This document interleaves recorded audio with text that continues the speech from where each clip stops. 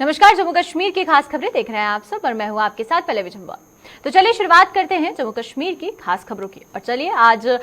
सबसे पहले सांबा की तरफ चलेंगे और सांबा की बात करें तो आपको बता दें कि आईबी से सटे इलाकों में अब वहां पर सर्च ऑपरेशन चलाया जा रहा है और साथ ही साथ खुफिया तंत्र की सूचना के आधार पर अब आईबी के चप्पे चप्पे को खंगाला जा रहा है। इसी के साथ पुलिस बीएसएफ ने खुफिया तंत्र की सूचना पर अब अभियान शुरू कर दिया है और आईबी से सटे जितने भी इलाके हैं वहां पर ये सर्च ऑपरेशन चलाया जा रहा है। इसी के साथ आपको बताएं कि जम्मू पठानकोट हाईवे पर भी अब सुरक्षा को चाक चौबंद कर दिया गया है और इस तरीके से कोई घटना ना हो और कोई भी अप्रिय घटना की वजह से कोई खलल ना पड़े, इसको लेते हुए ही हमें देखने को ये मिल रहा है कि हाईवे पर भी अब पूरे तरीके से सुरक्षा के इंतजाम किए गए हैं। और सुरक्षा के इंतजाम में जहां पर पुलिस, वहीं पर दूसरी तरफ बीएसएफ ने भी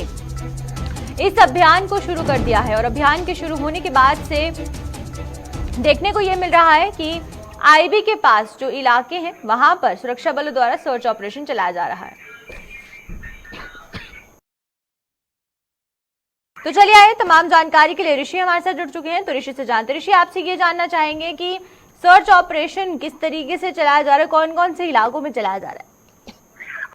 आपको बता दें कि सर्च ऑपरेशन लगातार सुरक्षा बलों द्वारा सांबा सेक्टर में चलाया जा रहा है। खासतौर पर अगर बात करें तो जिस तरह से श्री अमरनाथ जी की यात्रा भी चल रही है, तो यात्रा से ठीक पहले ही ये इनपुट मिल रहे थे कि आतंकी गतिविधि जो वो यात्रा में हो सकती है, यात्रा में खलल जो वो पड़ सकती है, जिसको लेकर लगातार सुरक्षा बलों ने, चाहे वो अंतर्राष्ट्रीय सीमा का इलाका हो या फिर हाईवे का इलाका हो, तमाम सटे इलाकों में ये सर्च ऑपरेशन लगातार चलाया जा रहा है। और आज भी सर्च ऑपरेशन चलाया गया है, जिसमें हाईवे के साथ साथ सटे इलाकों में और उसी के साथ जितने भी तमाम लॉन्चमेंट या सिग्निफिकेंट प्लेसेज हैं वहां पर भी चलाया गया। क्योंकि सबसे बड़ा एक मेजर चैलेंज ये है कि सुरक्षा बलों द्वारा जो सुरक्षा है वो प्रदान करनी है तमाम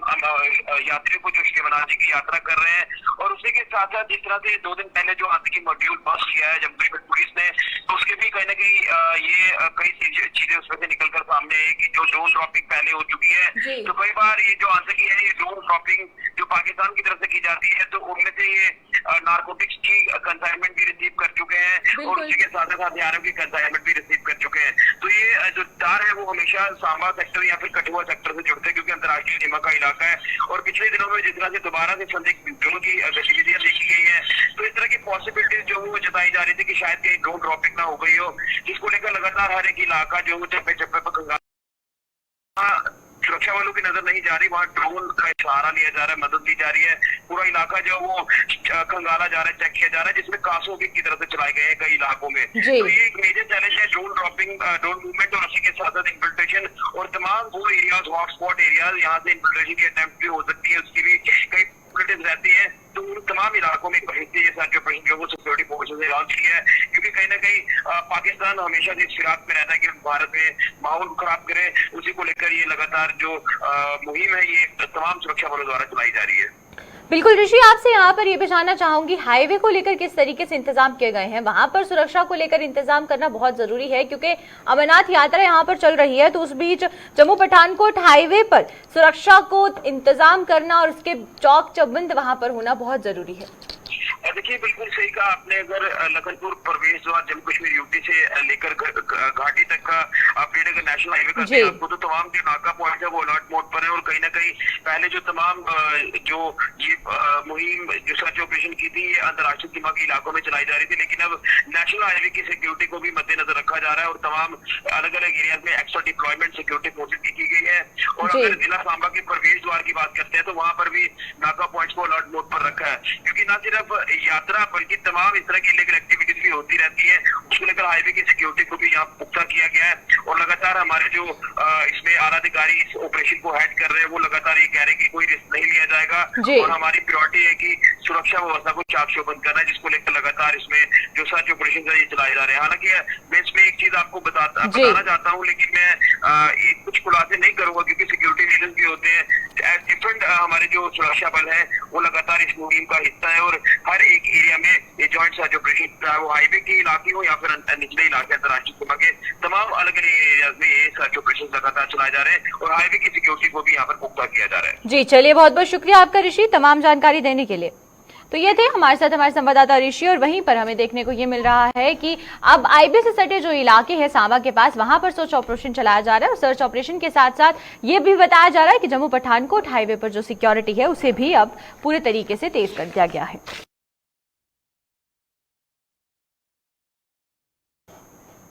तो चलिए अब बात करते हैं हाईवे की, क्योंकि जम्मू कश्मीर नेशनल हाईवे पर देखने को यह मिल रहा है कि कल भी जहां पर श्रद्धालुओं को काफी दिक्कतों का सामना करना पड़ा, वहीं पर आज एक तरफा यातायात को जम्मू श्रीनगर हाईवे पर खोल दिया गया है और हाईवे पर फंसी गाड़ियों को अब अपनी उनकी मंजिल की तरफ रवाना कर दिया गया है। इसी के साथ जम्मू से श्रीनगर और श्रीनगर से जम्मू यातायात आज बंद रहेगा और इसी के साथ आपको बता दें कि मरम्मत कार्य पूरा होने पर ही दो तरफा यातायात को बहाल कर दिया जाएगा, लेकिन अभी के लिए एक तरफा यातायात को खोला गया है और जम्मू श्रीनगर हाईवे पर जो गाड़ियां फंसी हुई हैं उन्हें उनके मंजिल की तरफ रवाना किया जा रहा है। और अभी अगर हाईवे की बात करें तो हाईवे पर भी कार्य किया जा रहा है और मरम्मत के कार्य पूरे होने के बाद ही जो पूरे तरीके से दोनों तरफ से जो मूवमेंट है उसे शुरू कर दिया जाएगा, लेकिन अभी के लिए मूवमेंट को बंद किया गया है। और ये भी बताया जा रहा है कि जम्मू से श्रीनगर और श्रीनगर से जम्मू यातायात आज पूरी तरीके से बंद रहेगा, क्योंकि जो गाड़ियां फंसी हुई हैं, जो स्टैंडर्ड व्हीकल्स हैं, सिर्फ उन्हीं को मूवमेंट की इजाजत दी गई है। और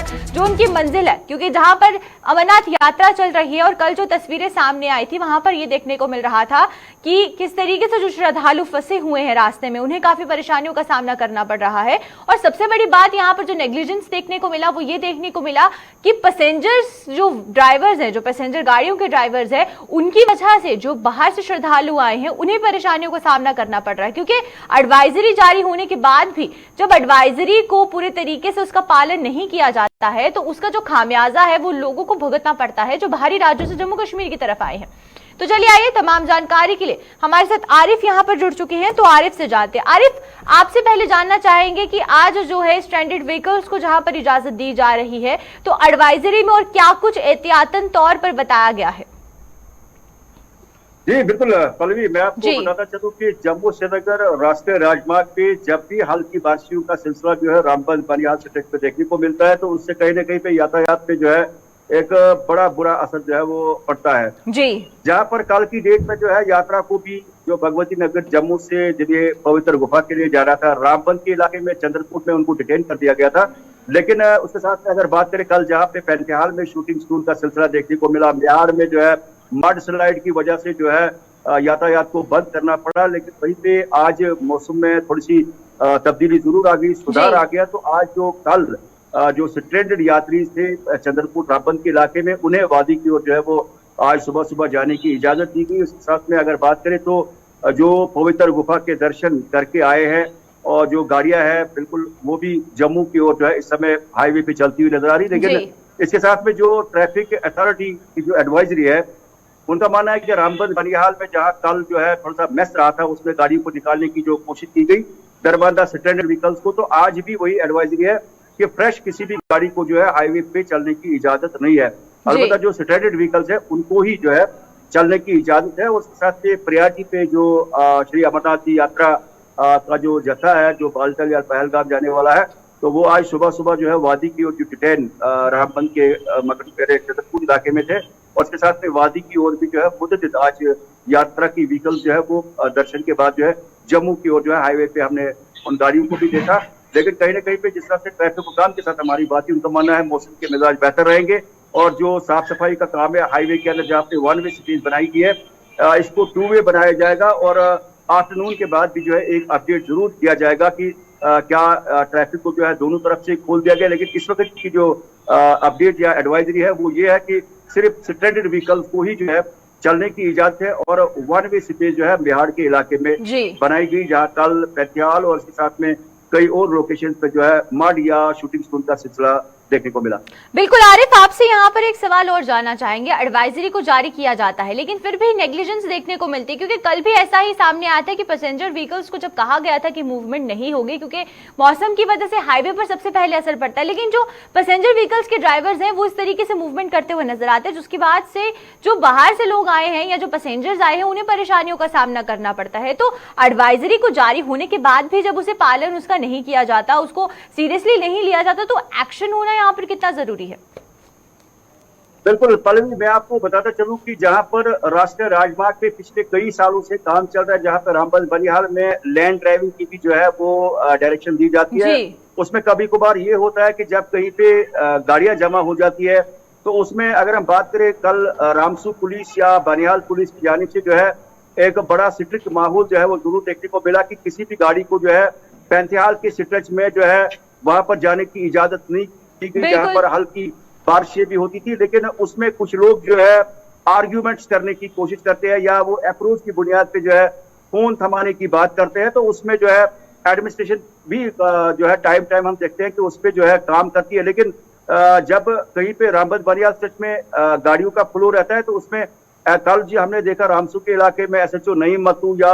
बनियाल एसएचओ या ट्रैफिक के जितने भी लोग हैं डीएसपी के सरबराही में जो है किसी भी गाड़ी को जो है इस तरह से रिसिप्ट में चलने की इजाजत नहीं दी गई। लेकिन अब कुछ ऐसे वायलेटर्स होते हैं जो सीनाजोरी दिखाने की कोशिश करते हैं। लेकिन कल हमने देखा कि एक डिसिप्लिन जरूर दिखाया गया, चूंकि हाईवे पे जो है आज लोकल ट्रांसपोर्ट भी चलता है, उसके साथ यात्रा की भी, जहां पर सिक्योरिटी के बंदोबस्त जो है पूरे हाईवे किए गए हैं ताकि यात्रा भी जो है बड़े पुरसुकून माहौल में चले। इसके साथ में लोकल गाड़ियां जो है उनको भी जो है साथ साथ चलाया जाए। जी चलिए, बहुत बहुत शुक्रिया आपका आरिफ तमाम जानकारी देने के लिए इस खबर पर।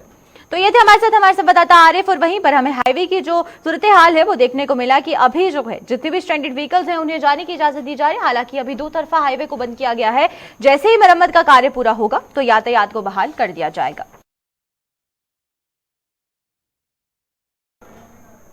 तो चलिए अब जम्मू हाईकोर्ट की बात करते हैं। आपको बताया सेंट्रल एडमिनिस्ट्रेटिव ट्रिब्यूनल को लेकर जो मांग है वो तेज होती जा रही है, जहां पर हाईकोर्ट में आज बार एसोसिएशन द्वारा कामकाज को ठप किया जा रहा है और प्रदर्शन यहां पर किया जा रहा है। और मांग सिर्फ इतनी है कि जम्मू हाईकोर्ट परिसर में सेंट्रल एडमिनिस्ट्रेटिव ट्रिब्यूनल की मांग जो है वो जोर पकड़ती जा रही है। और इसी के साथ अब ये कह दिया गया है जम्मू हाईकोर्ट बार एसोसिएशन द्वारा कि उनकी मांगे अगर पूरी नहीं हुई तो वो अनिश्चितकालीन हड़ताल पर चले जाएंगे और इसकी चेतावनी उनके द्वारा दी जा रही है। और बार बार एक ही मांग रखी जा रही है कि सेंट्रल एडमिनिस्ट्रेटिव ट्रिब्यूनल सेटअप होना चाहिए और अगर ऐसा नहीं होता है तो इसको लेकर वो प्रदर्शन जारी रखेंगे। और जब तक ये मांग पूरी नहीं होगी तो एक पूरे तरीके से जो हड़ताल है वो की जाएगी और उसका जो समय सीमा है वो निश्चित रहेगा। इसको लेकर अब यहाँ पर किस तरीके से कदम उठाए जाएंगे प्रशासन द्वारा, क्योंकि जम्मू हाईकोर्ट की बार एसोसिएशन द्वारा आज फिर एक बार ये जो मांग है ये उठती हुई नजर आ रही है। सेंट्रल एडमिनिस्ट्रेटिव ट्रिब्यूनल की जो मांग है अब वो जोर पकड़ती जा रही है और इसी के साथ कामकाज को भी ठप रखा गया है। और ये बहुत ही जायज बात है कि अगर कामकाज को ठप रखा जाएगा तो इससे जो परेशानियां हैं वो आम जनता को भी झेलनी पड़ सकती है। और बाकी कार्यों को लेकर आज बार एसोसिएशन द्वारा पूरे तरीके से काम छोड़ो हड़ताल की जा रही है। तो चलिए आइए तमाम जानकारी के लिए हमारे साथ हमारे संवाददाता रितिका यहाँ पर जुड़ चुकी हैं, तो उनसे जानते हैं कि पूरी जानकारी क्या कुछ है। रितिका, आपसे पूरी जानकारी लेना चाहेंगे कि एक बार फिर जो है सेंट्रल एडमिनिस्ट्रेटिव ट्रिब्यूनल की जो मांग है वो जोर पकड़ती जा रही है, तो बार एसोसिएशन का इस मांग को लेकर क्या कुछ कहना है? आपको बता दूं कि जम्मू कश्मीर बार जी, उनका कहना था कि हाई कोर्ट कॉम्प्लेक्स जो है वो मौजूदा इस समय जो जम्मू कश्मीर लद्दाख हाई कोर्ट परिसर के अंदर ही बनाया जाए, क्योंकि यहाँ पे पहले भी जब हाई कोर्ट बनाया गया था एक बड़ी संख्या में यहाँ पे पहले जंगल हुआ करता था, यहाँ पे बड़ी संख्या में पेड़ों को काटा गया था। तो अब दोबारा से जो बिल्डिंग बनाई जाने वाली है हाई कोर्ट कॉम्प्लेक्स की वो यहीं पे बनाई जाए। जगह भी है, काफी ज्यादा जगह मौजूद है और तमाम वकीलों को जो दिक्कतें आ रही है काम करने में, अगर ये परिसर यहाँ पे बन जाता है, कॉम्प्लेक्स बन जाता है तो इन वकीलों की तमाम जो मुश्किलात है उनका हल जो है वो निकल जाएगा। जी, और वहीं पर अगर आज स्ट्राइक की बात करते हैं तो कामकाज को लेकर आज जो स्ट्राइक है वो की जा रही है और काम बंद किया जा रहा है, तो इससे लोगों को कितनी परेशानी आ रही है रितिका? जी बिल्कुल, जैसे कि हम आपको बता दें कि तमाम लोगों के मुद्दे दिन ब दिन जितने मुद्दे हैं वो वकीलों के द्वारा ही आगे पेशी की जाती है। पर अगर वकील ही कामकाज बंद कर देंगे, अगर स्ट्राइक पे चले जाएंगे तो आम लोगों को दिक्कतें आना लाजमी है और लोगों को अच्छी खासी परेशानियों का सामना करना पड़ रहा है, क्योंकि उसकी जो तारीखें पड़ती हैं कईयों को महीने और 2 महीने के इंतजार के बाद वो तारीखें पड़ती है। ऐसे में अगर इस टाइम पे अगर वकील काम बंद कर देते हैं तो उनकी वो इम्पोर्टेंट तारीखें जो लोगों के द्वारा इंतजार की जा रही थी वो मिस हो जाएंगी और लंबे इंतजार करने पड़ जाएंगे। तो लोगों के टाइम भी वेस्ट होगा, उनके कामकाज भी रुक जाएंगे। कहीं ना कहीं जिस न्याय की वो उम्मीद करके एडवोकेट के पास जाते हैं उसके लिए उन्हें और देरी करनी पड़ेगी। बिल्कुल रितिका, आपसे एक और सवाल यहाँ पर ये जानना चाहूंगी कि ये पहली बार नहीं है कि सेंट्रल एडमिनिस्ट्रेटिव ट्रिब्यूनल के लिए जो आवाज है वो जोर पकड़ती जा रही है। ये बहुत बार पहले भी हो चुका है, जहां पर बार एसोसिएशन का साफ कहना है कि सेंट्रल एडमिनिस्ट्रेटिव ट्रिब्यूनल जो है वो बनना चाहिए, तो इसको लेकर देरी क्यों की जा रही है? कारण बताए जा रहे हैं बार एसोसिएशन द्वारा, कोई कारण बताया गया कि आखिरकार क्यों इस पूरे फैसले को लेकर देरी की जा रही है? चाहते हैं कि हाई कोर्ट कॉम्प्लेक्स जो है रायका फॉरेस्ट में आपको बता दें वहाँ पे बनने को जा रहा है, जिसके चलते पहले से विवादों में रहा है क्योंकि बड़ी संख्या में वहाँ पे पेड़ों की कटाई होगी। जम्मू की ज्यादातर ऑक्सीजन का जो भाग है वो रायका फॉरेस्ट में से आता है और वहाँ पे गाँव भी है, बस्ती है लोगों की, तो उन चीजों को इग्नोर करके वहाँ पे हाईकोर्ट कॉम्प्लेक्स को शिफ्ट करने की बात की जा रही है और इसी के चलते एडवोकेट को सफर करना पड़ जाएगा और वहाँ पे बड़ी मात्रा में पेड़ों की कटाई भी होगी और जम्मू में ऑक्सीजन लेवल में कहीं ना कहीं कमी भी देखी जाएगी। चलिए, बहुत बहुत शुक्रिया रितिका आपका तमाम जानकारी देने के लिए इस खबर पर। तो वहीं पर आपको बता दें कि सेंट्रल एडमिनिस्ट्रेटिव ट्रिब्यूनल शुरू से ही विवादों में घिरा हुआ है, जिसके बाद से आज बार एसोसिएशन द्वारा प्रदर्शन किया गया और उनका साफ कहना है कि अगर उनकी इस मांग को पूरा नहीं किया गया तो वो अनिश्चितकालीन हड़ताल पर चले जाएंगे।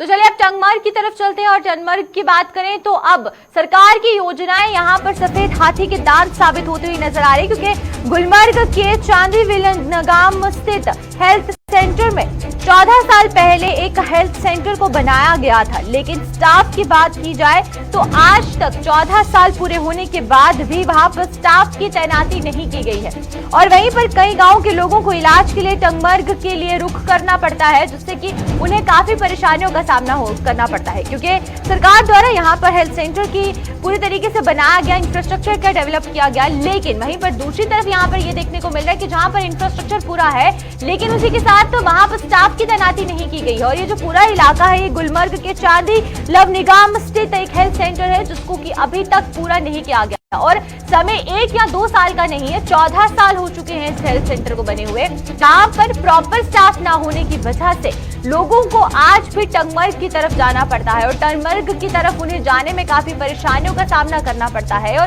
खासकर इमरजेंसी केस की बात करें तो इमरजेंसी केसेस में काफी ज्यादा लोगों को दिक्कतों का सामना भी करना पड़ता है, क्योंकि टंगमर्ग की तरफ जाने के लिए उन्हें परेशानियों के साथ साथ पहाड़ी इलाकों में जो लोग रहते हैं उन्हें काफी परेशानियां हैं और वहीं पर सरकार ने उनकी सुविधा के लिए इस हेल्थ सेंटर को शुरू किया था और ये जो हेल्थ सेंटर शुरू किया गया था ये 14 साल पहले शुरू किया गया था और उसी के साथ अभी देखने को ये मिल रहा है कि 14 साल पूरे होने के बाद भी जो स्टाफ है उसकी भर्ती नहीं की गई, तैनाती ना होने की वजह से परेशानी यहाँ पर देखने को मिल रही है। लेकिन वहीं पर क्या वजह है कि आखिरकार इतना ज्यादा जो डिले है वो किया गया है, तो चलिए आइए तमाम जानकारी के लिए इशफाक डार हमारे साथ जुड़ चुके हैं, तो इशफाक से जानते हैं। इशफाक, आपसे यहाँ पर ये जानना चाहेंगे कि तो 14 साल हो चुके इस हेल्थ सेंटर को बने हुए, तो क्या 14 साल से यहाँ पर कोई भी इलाज नहीं हुआ क्योंकि स्टाफ की तैनाती ही यहाँ पर नहीं की गई है?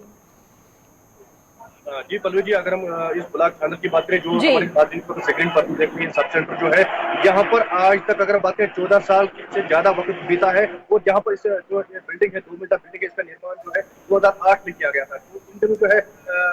जो गुलाम है उन्होंने एक काम किया था वहाँ पर कारामा यही सूरत हाल है और कशियामा भी यही सूरत हाल है। वो जो बिल्डिंग है उस पर भी कहीं अब छत की वजह से वो बिल्डिंग जो है बोसीदा हो गई, लेकिन जब स्क्रीन पर हमारे इस वक्त तस्वीरें हमारे नाज़रीन देख रहे हैं, कहीं ना कहीं जिस वक्त ये 2008 में जिस काम का निर्माण किया गया था उस लोग तो वादे किए कि उनकी डिमांड जो है कहीं ना कहीं कुछ हद तक पूरी की गई थी उस वक्त की सरकार ने, लेकिन जब से सरकारें बदली गई और यहाँ पर गवर्नर आज भी जो तब्दील हो गए, यहाँ तक आज कल के अगर इस एरिया की बात करें भोगलदारा इसका फार्मलग एरिया है वो काफी दूर एरिया पड़ता है, चांदरमणि का जो ब्लॉक है इसके अंदर 14 के करीब गाँव जो है बसते हैं, लेकिन यहाँ पर जो हेल्थ सुविधा है वो पूरी तरह से मुतासिर है। अगर हम बात करें कोविड की, क्योंकि 2019 में जब यह कोविड की महामारी थी तब जाके इस पे कोविड सेंटर जो है यहाँ पर मुकर्रर किया गया था और इसका ताला तब जाके खुला था और लेकिन अगर हम इन दिनों बात करें ये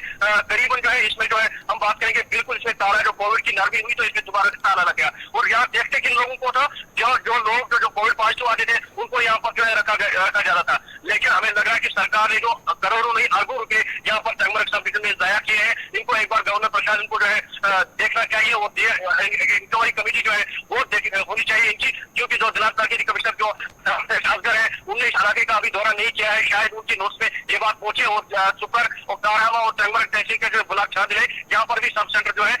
जो बगैर स्टाफ के हैं, कहीं ना कहीं यहाँ के लोगों को जब टंगमर्ग पहुंचाया जाता है रात को, क्योंकि अगर हम बोगलदारा की बात करें यहाँ तो एम्बुलेंस तो दी गई थी, लेकिन वो एम्बुलेंस से बेहतर जो उस वक्त जो यहाँ पर एम्बुलेंस गाड़ियां दी गई वो सब जगह पर टंगमर्ग भी है। जब लोगों को हेल्थ सुविधा की जरूरत होती है तब उनको जाके फोन करना पड़ता है और प्रॉपरली जो हेल्थ फैसिलिटी हम कहें वो यहाँ पर अवेलेबल नहीं है लोगों को। बिल्कुल, आपसे इशफाक यहाँ पर ये भी जानना चाहेंगे, अगर ये हेल्थ सेंटर पूरे तरीके से शुरू किया जाता है तो इसकी जो सुविधा है वो कितने गाँव को मिलेगी?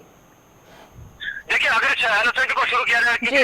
ऐसे भी सुनने में आया था कि आप गवर्नर राज में जो है इस हेल्थ सेंटर को पूरी तरह से जो है आवाम के लिए वक्फ किया जाएगा, लेकिन बदकिस्मती से यहाँ पर जो सिर्फ वादे किए जाते हैं। जब एडमिनिस्ट्रेटिव लेवल पे फाइल पहुंचते हैं तो वहाँ के जो एडमिनिस्ट्रेटिव अफसर ये कहते हैं कि शायद इसमें जो है आप फंड नहीं थे और ये अनसर्टेन जो है ये सेंटर बताया जाता है, लेकिन यहाँ उस वक्त के मिनिस्टर साहिबान ने अनसर्टेन बिल्डिंग लोगों के साथ मजाक तो नहीं किया है, ये सोचने वाली बात होगी। लेकिन जिस तरह से लोग अब दावे कर रहे हैं कि आने वाले दिनों में इसको जो है गवर्नर राज की जो यहाँ पर लगाया गया है प्रशासन की तरफ से अब इस पर इंक्वायरी बिठाई जाएगी और चीज के फंड किस तरह से वापस किए गए थे, तब जाके ये लोगों के जो नाम है वक्त की जानी चाहिए। लेकिन फिलहाल ग्राउंड पे यही सूरत आ गई। अब जो ये बिल्डिंग है, ये बिल्डिंग सर्किल पर हमारे नाजिर देते ये भी खस्ता हो चुके, इसके शीशे टूट चुके होंगे। सिर्फ शटर बंद करने से यहाँ पर जो दो मंजिला बिल्डिंग बनाने से यहाँ के लोगों को जो है प्रॉपरली जो हम सुविधा करेंगे वो बिल्कुल। इशफाक, एक आखिरी सवाल मेरा आपसे ये रहेगा कि जिस गांव में ये हेल्थ सेंटर बनाया गया है वहां से टंगमर्ग की दूरी कितनी है, लोगों को कितना सफर तय करना पड़ता है? बिल्कुल, अगर हम टंगमर्ग से यहाँ तक की बात करें, यही का सवाल नहीं है। अगर हम गुगलडार की बात करें, 16 किलोमीटर यहाँ से गुगलडार के लोगों को जो है ना सुविधा के लिए जाना पड़ता है। अगर हम गुगलडार की स्टोरी जब हमने की थी तो वहाँ पर डॉक्टर जो है वो तैनात नहीं है, जो डब्ल्यू वर्कर जो है वो वहाँ पर सब सेंटर में काम करती है। लेकिन आज तक सिर्फ इंतजामिया की तरफ से जो दावे किए गए थे वो दावे जो है ग्राउंड लेवल पर साफ साबित हुए और आज तक सिर्फ वादे किए जाते हैं, फंड वापस किए जाते हैं। हम जिस तरह से सरकार कहती है कि आज तो डेवलपमेंट हो रही है, मुझे नहीं लग रहा है कि जिस तरह से लोगों के साथ अभी वादे किए जा रहे हैं वो वादे जो है अभी वफा हो रहे हैं। जी चलिए, बहुत बहुत शुक्रिया आपका इशफाक, तमाम जानकारी देने के लिए इस खबर पर। तो ये थे हमारे साथ हमारे संवाददाता इशफाक डार। और वहीं पर बता दें कि ये जो हेल्थ सेंटर जिसकी तस्वीर आप अपनी टीवी स्क्रीन पर देख रहे हैं 14 साल पहले से शुरू किया गया था, लेकिन स्टाफ की तैनाती ना होने की वजह से आज तक ये पूरे तरीके से इसकी सुविधा लोगों को नहीं मिल पाई है।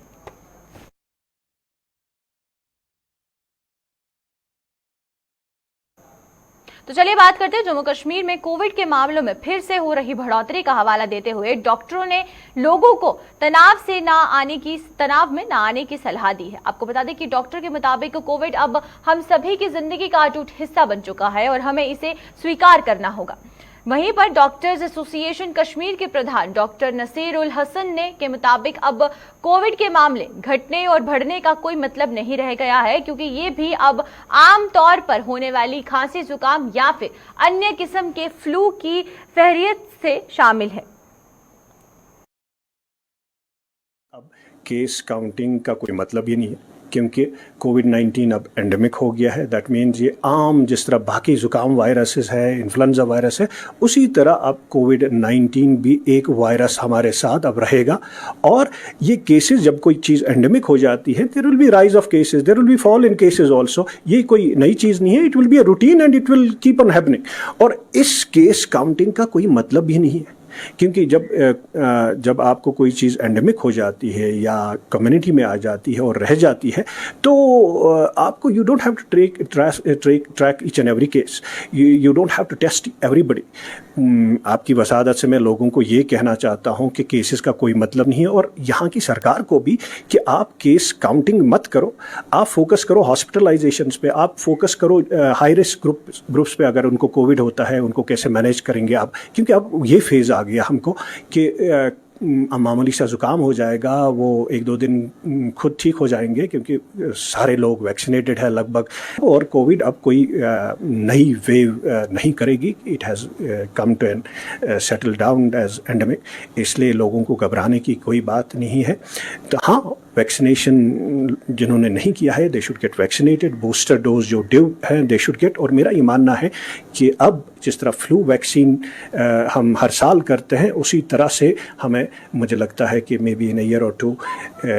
कोविड-19 के खिलाफ भी हमको एनुअल बूस्टर डोज करना पड़ेगा। तो क्या मास्क पहनना अभी देखो, mask is still an optional. जब कोई चीज़ एंडेमिक आ जाती है, it will B an optional thing. कि ये कोई कि हम केस काउंटिंग पे रेस्ट्रिक्शंस फिर से नहीं कर सकेंगे, क्योंकि it is not a parameter now. Parameter अगर है रेस्ट्रिक्शंस लगाने का, वो हॉस्पिटलाइजेशन है। As of now there is 0 hospitalisation.